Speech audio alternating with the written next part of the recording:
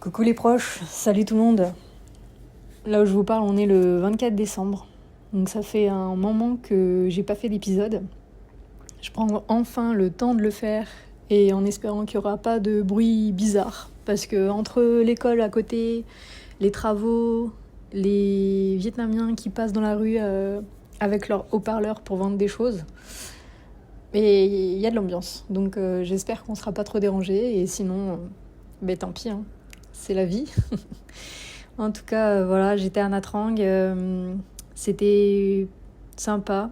C'était quand même une ville assez touristique. Comme je vous avais dit dans le dernier épisode, beaucoup de Russes, beaucoup d'Occidentaux. Du coup, bon, c'était pas trop mon truc, mais j'ai eu plaisir quand même à me balader, à boire des smoothies, à me poser dans des cafés sympas. Et je suis allée aussi vers le port des pêcheurs. Donc là, franchement, moi je me régale niveau photo et de voir ces bateaux en bois qui ont je ne sais quel âge et où tu te demandes même comment ils flottent. Même leurs petites barques rondes là. Mais voilà, moi c'est un plaisir de voir tout ça. Et même voir les poissons qu'ils ont pêchés du coup aussi. Donc c'était sympa. Et ensuite, j'ai pris la décision de monter encore un peu plus dans le centre du Vietnam pour aller vers Da Nang, puis la ville Hoi An, la ville des lanternes. Même si, déjà à Nha Trang, la météo, effectivement, c'était pas top, hein. Je me suis pris des averses tous les jours. Donc, commençait un petit peu à faire frais. Et je me suis dit, je tente d'aller dans le centre, voir ce que ça donnera. Mais c'est vrai que je regrettais un peu la météo du sud. Mais bon, voilà. Du coup, je décide de prendre un train qui dure 10 heures. 10 heures. Et j'ai pris la décision de prendre le train qui partait à 23h30 en place assise. Parce que je m'étais dit, sur le trajet précédent que j'avais fait, qui avait duré 1h30, j'avais été en place assise. C'était confortable. Les sièges en plus s'inclinaient vraiment pour pouvoir se reposer, plus que dans un avion par exemple. Donc je m'étais dit, allez, pourquoi pas, et j'ai demandé une place côté fenêtre pour pouvoir prendre des photos quand il y aurait le lever du soleil, vers 5h, 5 ou 6h, je sais plus. Et puis je m'étais dit, voilà, ça me va. Eh bien, plus jamais. C'était interminable. Non, en vrai, c'était une expérience, je regrette pas de l'avoir fait, mais je ne referai pas ça. Effectivement, le train était bondé, franchement, toutes les places étaient prises. Et côté place assise, du coup, en plus, la lumière reste allumée tout le temps. Donc, pour se reposer, c'est un peu plus compliqué. Et les Vietnamiens aiment beaucoup mettre les jambes en l'air quand ils se reposent. Donc j'avais l'impression de voir des pieds partout. Et franchement, des fois, je me demande comment ils arrivent à dormir dans ces positions-là. Mais ils y arrivent. Et du coup, ouais, c'était une expérience. Franchement, normalement, il y avait l'air conditionné, mais je pense qu'elle n'était pas en route ou alors elle était HS. Parce que il faisait pas frais, donc d'un côté tant mieux, au moins j'ai pas eu froid la nuit, mais disons que niveau odeur c'était pas le must quoi. Je sais pas si c'était parce qu'il y avait des choses qui transportaient dans des espèces de colis emballés bizarrement, ou si c'était l'odeur corporelle de certaines personnes qui avaient peut-être un petit manque d'hygiène, mais honnêtement c'était compliqué, hein. Quand j'allais entre les deux wagons pour me dégourdir les jambes, pour aller au WC, et que je revenais dans le wagon, l'odeur était bien imprégnée. Et mais bon, voilà, c'était à faire. Et puis il y avait même certains Vietnamiens qui ronflaient, mais vraiment ils ronflaient comme jamais quoi. Moi à côté je me dis bon, finalement ça va, j'ai des petits ronflements. Donc voilà. Et au bout d'une heure j'avais pris des petites collations et tout. Je m'étais dit voilà, ça passera le temps un petit peu. Et au bout d'une heure de temps de trajet à peu près, j'ai voulu ouvrir ma bouteille de Pepsi, qui était un peu dure. Et du coup, j'ai forcé, mais le truc a explosé. Mais je me suis dit, mais c'est pas possible. Pourtant, je l'ai pas secoué ou quoi avant, et ça faisait déjà un moment que j'étais assise et tout. Mais le truc m'a éclaboussé de partout. Il y en a eu sur la vitre, sur mon siège, sur moi, dans le sac. J'étais contente, tout en sachant que à côté, ma voisine, elle dormait à point fermé. Donc pour me bouger et aller m'essuyer au lavabo, c'était un peu compliqué.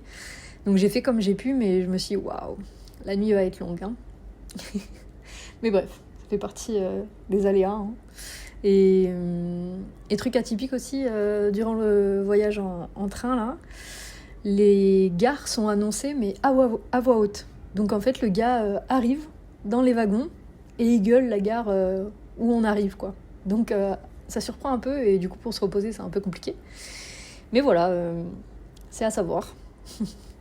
En tout cas, j'ai eu un lever de soleil magnifique, avec vue sur des rizières. J'ai vu vraiment des beaux paysages, avec aussi des montagnes. Et, donc là-dessus, je ne regrette pas ce voyage. Rien que pour ça. Et puis sinon, voilà, j'ai passé ma nuit à écouter de la musique, écouter des podcasts, regarder un peu le paysage quand il y avait la lumière du jour. Et puis vers 6h du matin, du coup, ils ont débarqué avec des chariots, avec des espèces de bols de soupe. Et voilà, du coup, ils distribuaient le petit déjeuner à qui voulait. Et ils proposaient aussi du café, il me semble. Mais la soupe à 6h du matin, ouais, ils en raffolent. Franchement, il y en avait beaucoup qui en demandaient. Et du coup, ils mangent salé le matin en général. Hein. Donc voilà, ensuite on est arrivé à Da Nang vers 10h. Et à la sortie de la gare, j'ai vu à quel point c'était encore plus touristique que la ville précédente. Parce que dès l'arrivée, en fait, il y a plein de chauffeurs de taxi qui attendent et qui sont là à demander « Tu vas où, je peux t'amener ?» Et moi, j'étais là à dire « Non, merci ». Et il y a quand même 2 mecs qui m'ont suivi, mais jusqu'au bout de la gare. Et en me suivant de près, en me disant « Tu vas où ? Tu veux un taxi ? C'est bon, moi je t'amène, c'est pas cher et tout. » Jusqu'à un moment où je me suis vraiment énervée et je me suis retournée en disant « Non, merci ». Mais j'ai cru que les mecs allaient me suivre jusqu'à je sais pas où. J'étais en train de me dire, putain, faut que je trouve un café ou quoi pour m'arrêter et qu'ils me lâchent, quoi, parce que ça va pas être possible, en fait. Donc rien que ça, je me suis dit, waouh, où est-ce que je suis tombée, là ? Donc j'avais encore un bus à prendre pour rejoindre la ville où je voulais aller. Parce que de Da Nang à Hoi An, il y a 30 km. Donc bon, arrivé à 10h là-bas, je me suis posée pour manger, parce que du coup j'avais pas mangé depuis la veille, et j'avais très faim. Donc je me suis posée, j'ai regardé un peu sur l'application 12 Go Asia pour voir un peu les prix des bus, et puis au final j'en ai pris un en ligne pour être tranquille. Et comme ça, il partait vers 15h, donc j'ai pris le temps de manger, de me balader un peu, d'aller au point de rendez-vous pour prendre le bus. J'y ai laissé mon sac, et comme ça j'ai pu me balader et puis prendre quelques photos. Et ensuite, arrivé à Hoi An. Du coup, Hoi An, c'est la ville qui est vachement connue dans le centre du Vietnam, parce que c'est la ville des lanternes en gros. Et c'est très touristique, donc c'était joli, c'était à voir. Maintenant je vois aussi le côté très touristique et comment les Vietnamiens s'y prennent pour essayer d'alpaguer les voyageurs et les étrangers. Donc moi heureusement j'ai décidé de mettre mes écouteurs, d'être un peu dans ma bulle et de visiter comme ça, parce que sinon tu te fais appeler de tous les côtés. Mais voilà, franchement c'était joli, c'était à voir, il y avait quand même beaucoup de monde malgré quelques averses. J'ai eu une grosse averse, mais heureusement à ce moment-là j'étais dans un café. Mais sinon la météo était quand même un peu meilleure que là où j'étais avant à Nha Trang. Et par contre le soir, j'avais froid, honnêtement, il faisait 20 degrés et quelques. Donc je savais pas si j'allais rester. En plus, l'hôtel où je suis arrivée, le premier hôtel que j'ai fait, la dame m'a accueillie. Elle m'a demandé mon passeport, elle m'a fait payer. Et ensuite, elle m'a demandé de m'asseoir et d'attendre. Et moi, qui arrivais avec plus de 10 heures de train dans les pattes, plus l'attente du bus et tout. J'étais au bout de ma vie. Et je me dis, mais qu'est-ce qu'elle me fait encore? Donc j'attends, je lui demande s'il y a un problème, si la chambre est prête ou pas. Elle me dit, attends, 5 minutes. Elle parlait pas anglais. Et j'attends, et au final, c'est sa sœur qui arrive, et c'est elle qui est la gérante apparemment de l'hôtel ou du homestay. Elle arrive, et du coup, en fait, elle m'explique, elle me présente toutes les activités qu'il y a à faire et tout. Et moi, dans ma tête, j'étais là, mais laisse-moi tranquille, je veux juste récupérer les clés de ma chambre et prendre une douche. Donc, ouais, c'était un peu lourd, franchement, j'ai trouvé ça très... Je sais pas comment dire... Tu peux mettre à l'aise tes clients quand ils arrivent et tout, mais là c'était vraiment, voilà, il y a ça à faire, tu peux faire ça, tu restes combien de temps ici, si tu veux prendre plus de nuits, tu me dis, je te fais un bon prix, on fait la lessive sur place, machin. Ouais, ok, c'est gentil, mais tout est une question d'argent derrière et j'ai eu du mal avec ça, honnêtement. Donc bon, déjà à partir de là, je me suis dit, oh, c'est un peu trop intrusif pour moi, je pense que je vais pas rester plus de 2 nuits, j'avais réservé que 2 nuits. Et arrivé dans la chambre, effectivement, ça... c'était propre. Mais niveau insonorisation, zéro, quoi. Franchement, si j'avais dormi la porte ouverte, ça aurait été la même. Hein.